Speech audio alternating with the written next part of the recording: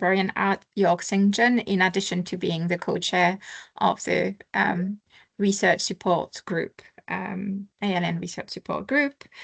Our paper is on Green at the Centre, how York St John aims to advocate for green OA.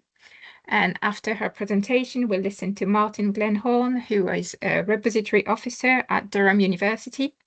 And his paper is It's Not Easy to See Green, an exploration into green OA trends and discoverability. And both papers will be very enlightening.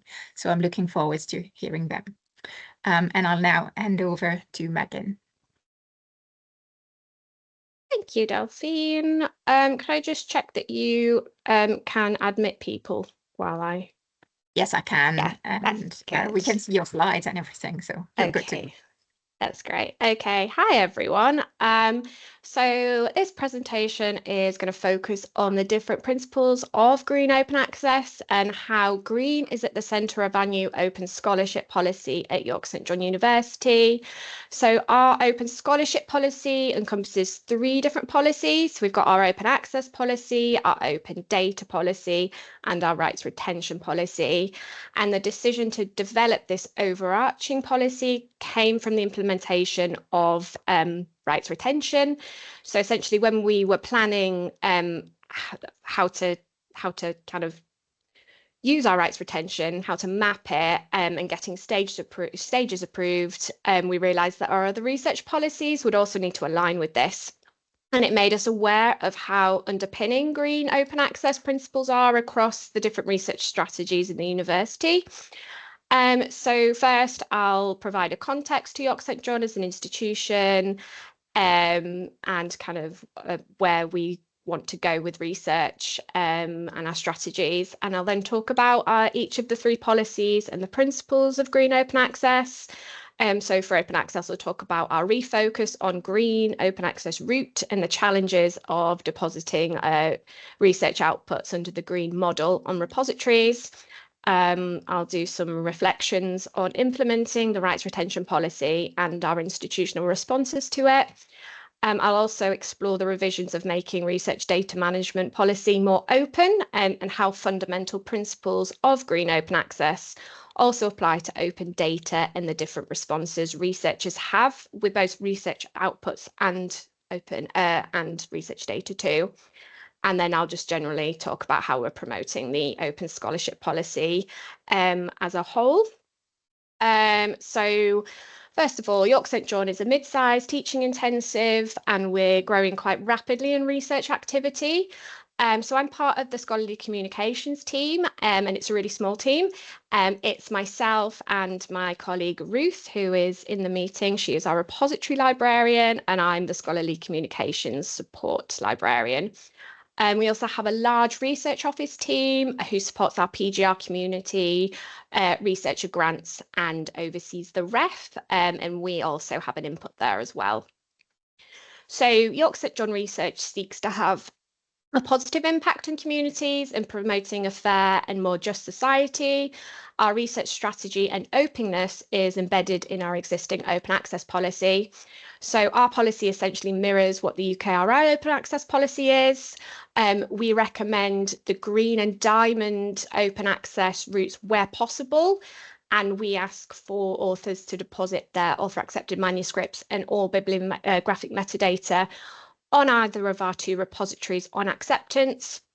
So we have an ePrints repository for our traditional base research, and we also have a Figshare repository for our data sets, and also our practice-based research for our creative arts school as well. And we also encourage and promote the open data landscape. When it comes to publishing support, we currently have 9 read and publish deals. I can't comment on how many we will have next year. We still don't know. And our reason for initially getting these deals was essentially for the value in its read content against our previous packages, and kind of the publishing aspect was an added benefit for us when we weren't actually publishing that much. And it has taken off over the years as our research has significantly increased.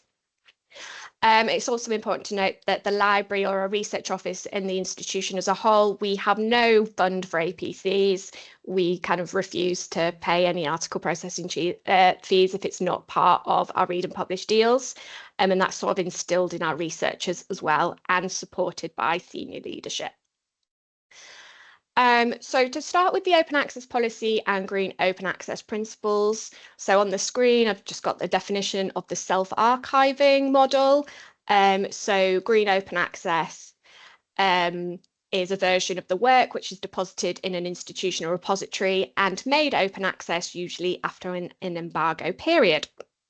So as noted, before we signed up to read and publish deals, green open access was our main publishing route, as well as kind of wholly subscription-based publishing.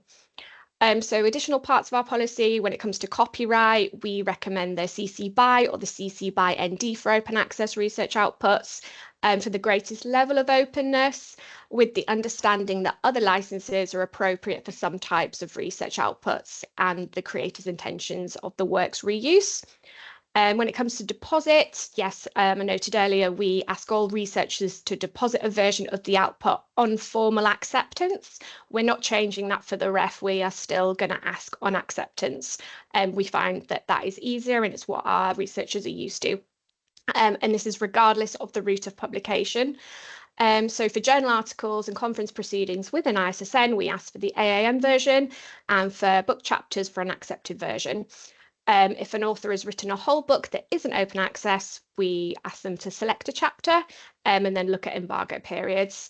And although, so even though the ref has changed deposit requirements from acceptance to publication, we're still going to align this to align with green open access principles, which is what our researchers are used to. So challenges now. So key challenges I think we all know about is authors asking or not knowing what an author accepted manuscript is. So as we all know, it's the version of a work that has gone through peer review but has not had publisher edits added to it yet, like typesetting.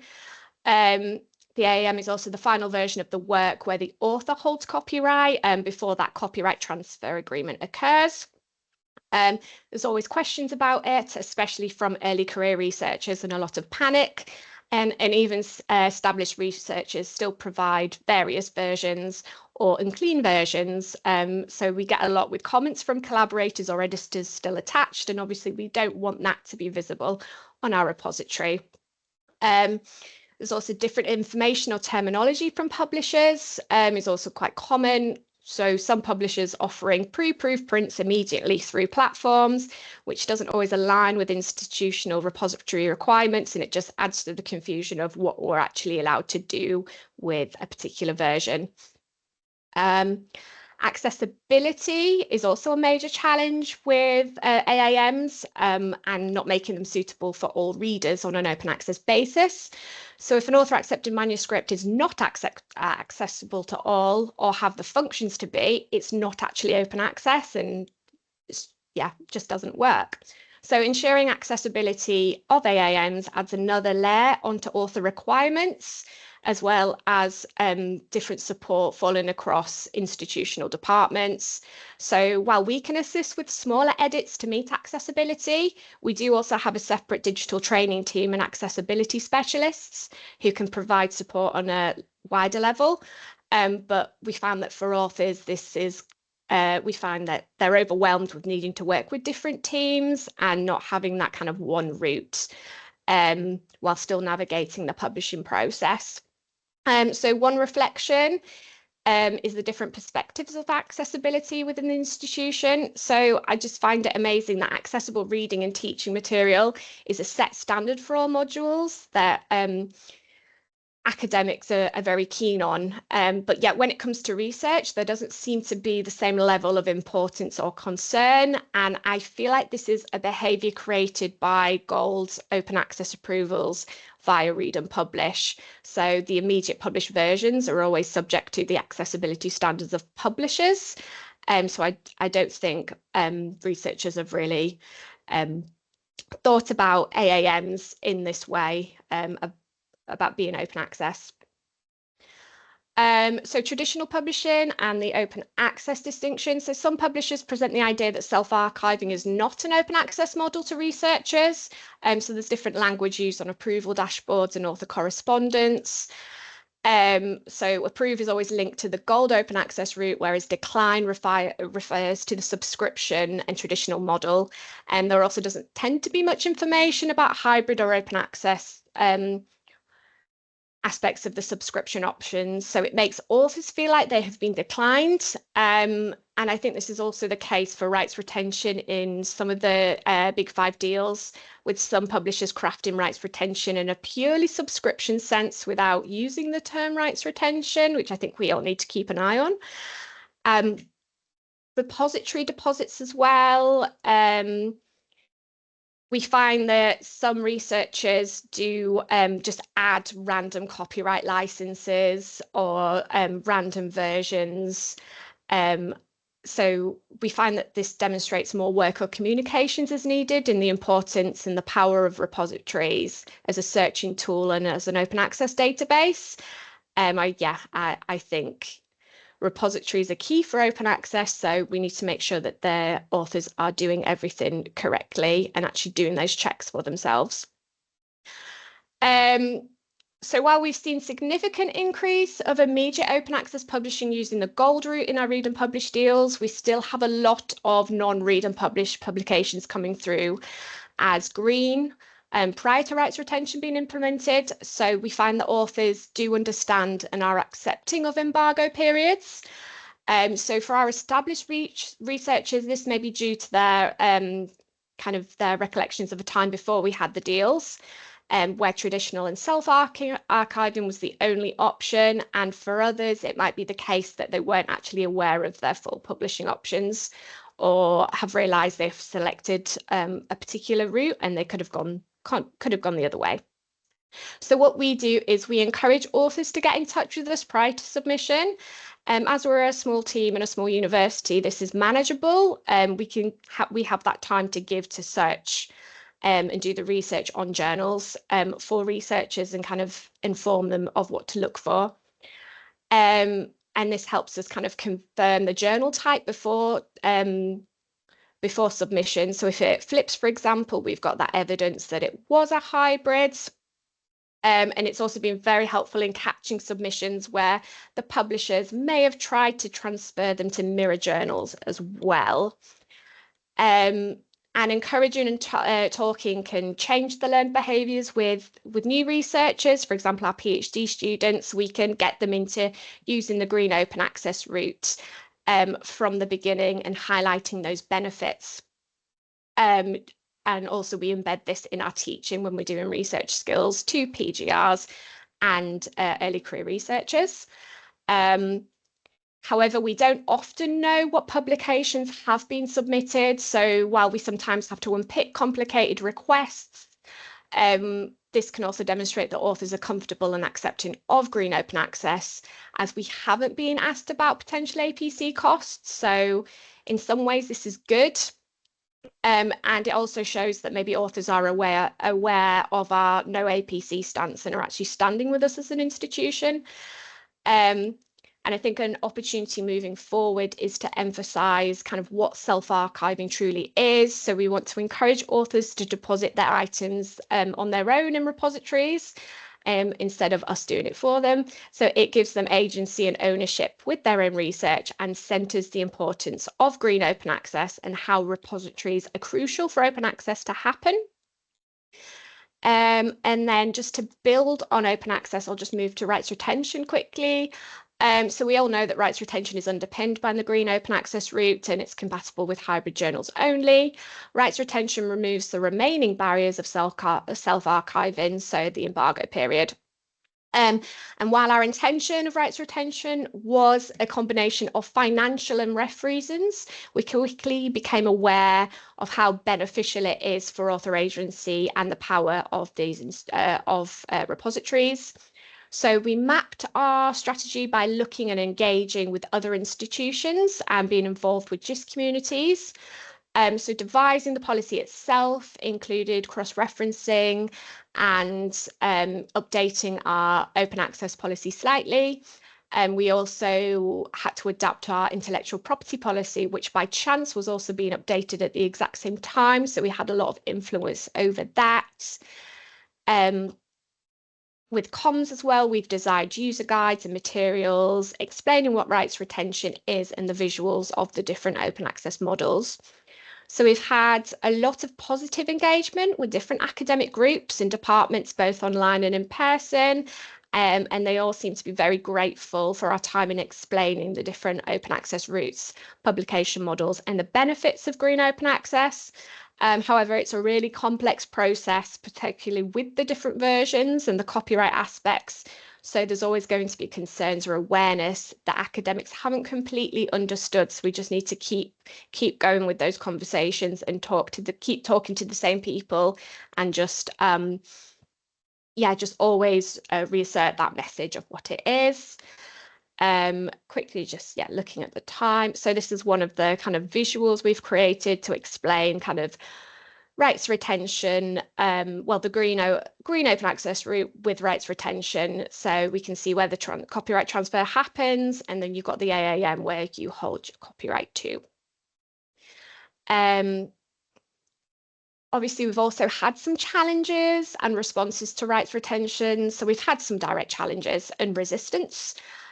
So I think we all know this. Researchers like the pretty version, as they say, of prestigious journals and kind of the versions of record. So versions of records tend to be viewed as superior due to the aesthetics. And I get the feeling there is a lack of connection or divide between the versions, with the AAM seemingly a step behind.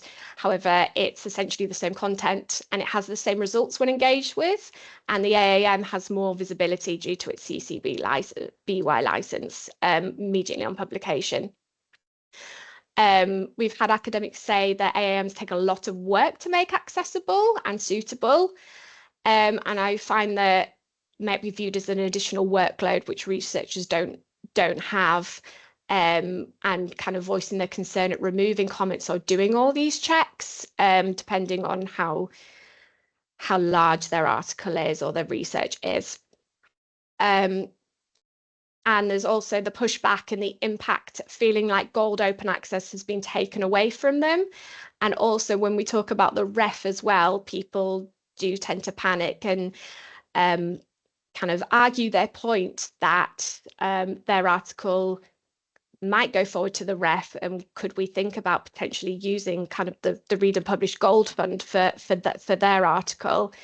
So this has made us consider how to pitch rights retention in the future, and making sure that the open research landscape and author agency is key, and not that everything is about ref, and that there are alternative versions like your AAM that have the exact same results and are beneficial in this way. And also there's concerns that we're reverting to the traditional models, such as the delay of publication. So obviously it's not going to be immediately open access, but on publication of the version of records, it's going to go live open access. So I think a reflection is to emphasize that it's a new way of working towards the open research landscape. Transitional deals have not moved at a rate as expected, and we need to do something about that to emphasize that point. And rights retention, might not be immediate, but it's still going to be published. So I think we just need to emphasize that point a bit more. And I now just quickly want to talk about open data as well. So as a result of revising the open access policy and rights retention, we also took the opportunity to look at our research data management policy, where I found there was an absence of openness in the policy content. So rather, it was more of a governance, compliance and ethical type policy, and it was talking about actions for authors around storage and preservation. And with green open access, the model tends to be presented in the context of research outputs, yet I find that the principles of the model are also echoed in open data processes too. So we try and promote standalone data sets and emphasize that copyright is retained by authors. So data sets can be storytellers in their standalone function, as well as being a supporting output for a written or practice-based research. Their standalone is kind of similar to author accepted manuscripts, I think, particularly under rights retention as well. With open data, obviously we can't assert rights retention to open data, but it does have an open license, and it allows authors and users of a work to engage and build on the work in an unlimited way. So I see a similarity there. We've also got self-archiving as well. So you're depositing in a secure and preserved data repository. So our Figshare repository automatically assigns a DOI when an output is made live. So this makes an open access publication to data. And I think this is interesting due to the responses when engaging with practice-based researchers in using this repository. The mention of a DOI usually brings them on board to using a repository in this way. So I think kind of the tweak and saying, oh, it's published, really does engage with people to use the repositories and share their research. Sometimes there might be an embargo period for data if connected to a research output or if it's part of a funded project. Yeah, a majority of the time we find that the open data is made live on publication and often of the corresponding research, and sometimes even before it's been published. So again, there's the echo there of on publication, it's going to be made live, open access. Accessibility as well. So the FAIR data principles is a key part of open data. It ensures that all data sets are findable, accessible, interoperable, and reusable. So again, links to open access and accessibility. So our policy actions was a bit of a challenge, refocusing the policy from RDM to openness, because they're vastly different policies, and trying to kind of merge the two together was a little bit challenging because we want people to follow RDM principles, but we also kind of want to center openness as well. But we find people do panic about where can I store my data, anonymous data in, and things like that, that they kind of forget about kind of openness. But we find that most researchers are already naturally actioning open data principles anyway. They are keen to use our data repository. They want to find out more. They're happy with licenses, and yeah, they are taking principles on board. So despite challenges of changing a research data management policy, yeah, authors are proactive in making their data open and fair under a Creative Commons license, and this made me consider green open access a little bit more. So as we have two different repositories, they have slightly different functions and offerings. As I noted before, Figshare automatically assigns a DOI to all outputs. So they get a permanent identifier and are viewed as published immediately. Our AAMs on our ePrints repository don't get generated a DOI, although the record does get a URI link. So it might be the case that researchers don't see AAMs as published, whereas they see their data sets as being published. And this might be ingrained behaviour and processes prior to rights retention being implemented, and the lockdown nature of the AAM, of it having that embargo, which might lose its importance after being made live after the version of record has been published a while. And also in our open data policy, we use the distinction of active data sets and final data sets. So essentially working data that's not been anonymized or cleaned, and the final data set uploaded to the repository that's all anonymized and cleaned up. And this distinction might echo the different versions of the research output, so the submitted, the edits, and the accepted versions, whereas the final version, yes, the pretty version. And while this is valuable in a data context, there might be an underlying project to look at to understand this a bit more from researchers, and whether processes can be reworked to change the behaviour with AAMs without losing the value and how it works with data sets, because I see a lot of really good data sets that are actually really accessible and really easy to navigate. So they've taken the effort to clean it up and make it look pretty. And And yes, this links to accessibility as well. So researchers are making their data accessible under fair data principles. We could ask them why they view this as important, and then kind of link back and compare this with the processes of reviewing an AAM. And then the final slide, yeah, we've also done some comms as well. So we've got some merchandise of our open scholarship policy, and we kind of use these gifts when we're doing sessions with academics, or when new academics join the institution, to kind of get them engaged straight away with our open scholarship direction. And we find this works really well. They're very grateful for our time, and then they kind of get a little branded gift afterwards as well, which is really nice to see people walking around campus with these. So yeah, I think I might have waffled on quite for a few more minutes, but yeah, that's essentially kind of what our presentation is about and our open access policy. So I will stop sharing my screen and hand back to Delphine. Yeah, thanks very much, Megan. Thank you. Please, you can add your questions or thoughts to the chat as we go along. But it's now time to hand over to Martin to talk to us about discoverability issues in green open access. Cool, that's great. Thank you, Delphine, and thank you for having me along to speak today. I hope slides can be seen there, first of all, which is good. So yeah, back in March of this year, myself and my colleague Sarah Hyland, who is also here today, we gave a talk that outlined the initial stages of a research project that our research support team at Durham were carrying out. So that talk and the proposed project more widely, it analysed the contributions made by self-archiving and green open access work.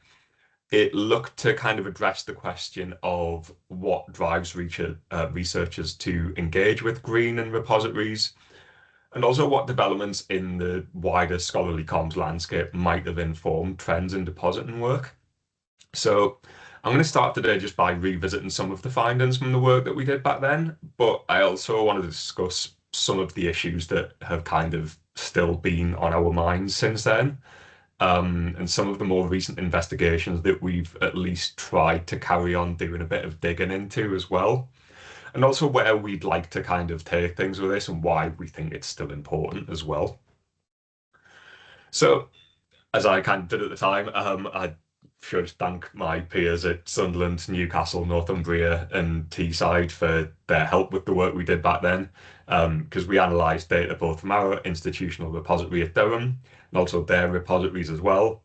So they were very patient with me, both in terms of providing their data and also dealing with numerous questions from me about said data as well.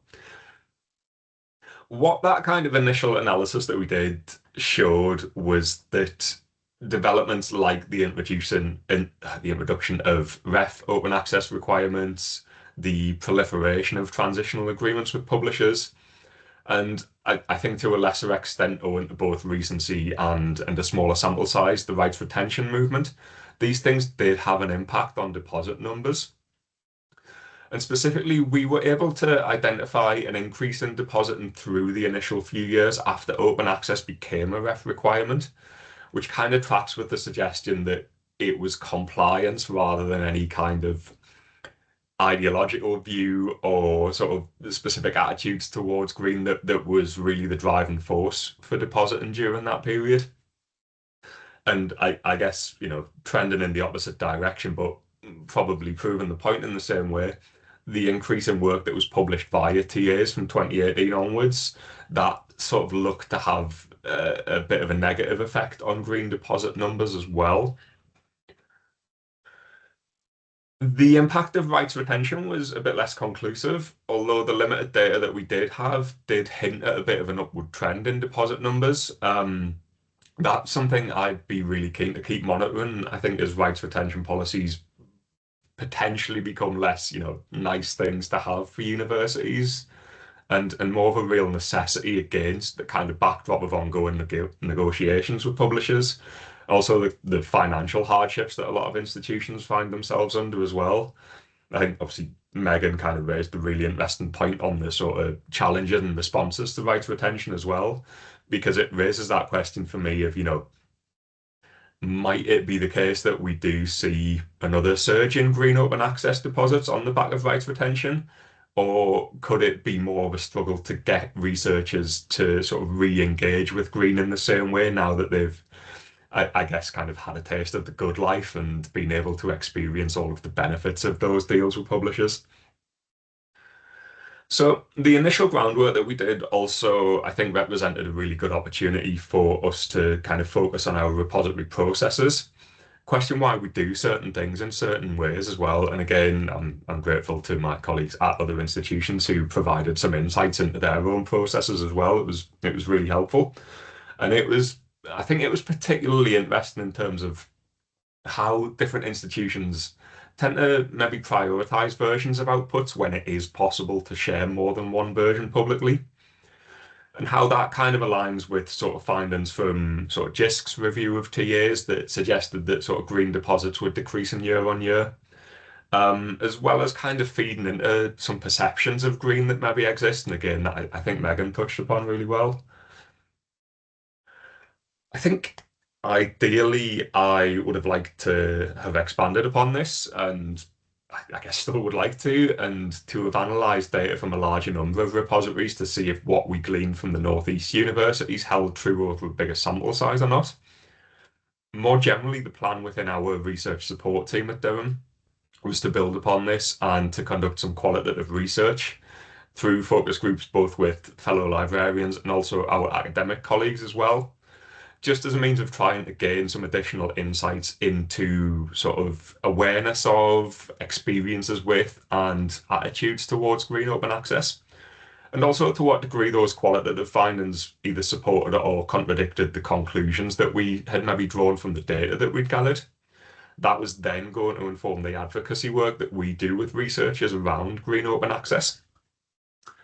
But fast forward 9 months, and we unfortunately haven't really gotten any further with that. I think this is in large part, and again, people at other institutions may be able to relate. It's partly owing to a voluntary severance scheme at Durham in which we lost colleagues in our team, the sort of inevitable readjustments, increased workloads that have came off the back of that. So when I was asked today to come and kind of speak on our work, it was a question of how do I say something new about a research project that we'd essentially shelved for the past 9 months. But it's the other main aspect of the findings that we presented back then that I want to kind of focus on for the rest of the day. I think because it's something that really continues to nag at me, I know it nags at my colleagues at Durham too, and I'm fairly sure from sort of dialogue and conversations that I've seen, it nags at peers across the repository community as well. So I am really, really keen to hear any additional thoughts that people might have on it. Specifically, it's this question of how easy it is to actually and accurately discover the green open access content within our repositories, and the growing suspicion that the sort of tools and aggregators that the sector has tended to rely upon for sort of green reporting, they're less than reliable. So it's worth kind of highlighting at the outset here how they are relied upon too. I mentioned JISC's review into transitional agreements, really important publication that came out last year, and which uses Unpaywall and Dimensions as data sources for reporting on green open access activity. You have the likes of data from open access and Unpaywall feeding into databases like Web of Science and Scopus respectively as well. I know that Core obviously provides data around REF compliance. I believe they have some plans in place to work with UKRI going forward with REF 2029 as well. So there are just a kind of few examples there of why this data needs to be as accurate as possible and why it matters even if you're not directly kind of using those tools. It's what they feed into more broadly. So back in March, we presented our audience with a range of options around supporting the development of green open access. We asked them to rank those options in terms of importance, and discoverability of green open access content was the second highest priority that we got from our audience responses, behind only rights retention. So as a means of investigating the discoverability of our green content, we took some research outputs that we'd shared via Durham's rights retentions policy as a sample. We tested these across several aggregators and tools. That's namely unpaywall, OpenAlex, the Open Access button, Core, and Dimensions. So those research outputs were ones which, in theory at least, should have been green only. So in other words, they weren't kind of subsequently published open access, but we might have shared the accepted manuscript anyway. And we wanted to know what proportion of those outputs were being kind of picked up by these various tools as being open access, firstly, but also, I suppose, from a more institutional perspective, what proportion was mentioning our repository Durham Research Online as the best open access option. And the results of this were, certainly in our opinion, were kind of surprisingly low. Just doing a top level search of all in-scope outputs showed that only between 32 and 62% were kind of flagged across the various tools and aggregators as being open access. When our investigations were then focused by the date the files had been made available, we found that the most recent articles that we looked into, where files had been opened within the first 2 months of 2025, brought up even lower numbers. At best, it was still just less than half of all of the relevant outputs being identified as open access. The numbers improved somewhat when the search was kind of broadened and kind of moved backwards to include files that we shared firstly within the sort of previous 6 months, and then also those files that had been shared more than 6 months previously, which kind of means the only discernible pattern that we could recognize and conclusion that we could draw was that these tools are kind of at best taking a really long time to harvest open access work, and at worst still not recognizing a significant amount of it. So as part of my digging for this talk, I've gone back to Unpaywall and Core in recent weeks to try and gauge again how effectively they're picking our work up and whether the issues that we'd identified at the start of the year were still occurring. So for this, I focused on our rights retention outputs that had been published in 2025, and again were marked within our repository as being green open access. So that means that only an accepted manuscript should have been publicly available, and they all should have CC BY licenses. So as a starting point, I ran the DOIs of these 236 outputs through Unpaywall's simple query tool, and that brought up only around a third of those as being open access, which wasn't too promising as a kind of starting point. I then had a look in a bit more detail at those 84 outputs, starting with the kind of status that Unpaywall was flagging them at. Only 10 of them were actually listed as being green, with around 3/4 of them actually being listed as gold open access. This is something that I need to do a lot more kind of digging into because I'm not entirely sure why that's the case. Similar trend in terms of Unpaywall's best OA URL, so that's the location of the open access work. 57 out of those 84 open access outputs resolved to journal landing pages. This seemed to be kind of irrespective of whether the article was actually open access or whether I just had institutional access to it. This was combined with other records resolving to the likes of PubMed Central, Archive, other institutional repositories, and in the case of 16 of them, Durham's repository, Durham Research Online. So I had a bit of a dig into those 16 from our repository. And again, that kind of yielded some mixed results. The good news was that all of the 16 outputs did have CC BY licenses listed in Unpaywall as the best OA license. And again, given that's the license that we shared them under in our repository, that's what we would hope and expect to see. What was a bit less heartening was that Unpaywall deemed the best OA version of these 16 articles to be.